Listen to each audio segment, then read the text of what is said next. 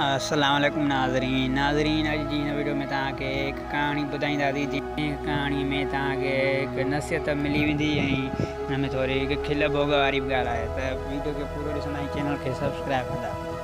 त हिकु ॻोठ में हिकु वॾो शैतान माण्हू रहंदो हो।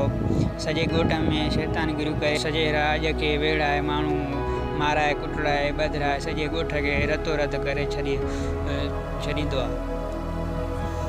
जॾहिं मरण जे कंधे ते अचे पियो त सॼे ॻोठ वारनि खे गॾु घुराए चवणु लॻो, मूं सॼी हयाती तव्हां ॻोठ वारनि सां ॾाढियूं नाजाइज़ियूं कयूं आहिनि। सो महिरबानी करे जॾहिं आउं मारां त मुंहिंजी लाश खे ॻोठ जे ॿाहिरां वण में टंगे मुंहिंजे मथां पथर ऐं सुरोट जूता वसाया वञनि त जीअं मुंहिंजा गुनाह बख़्श थी वञनि।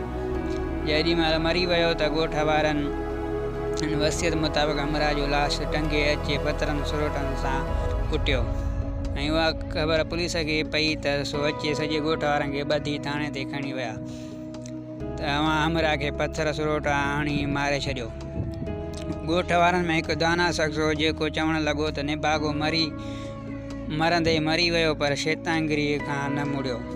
सो असांजे मुआशिरे में बि कुझु अहिड़ा अफ़राद आहिनि जिन जूं हरकतूं ॾिसी शैतान बि लॼी थींदो आहे।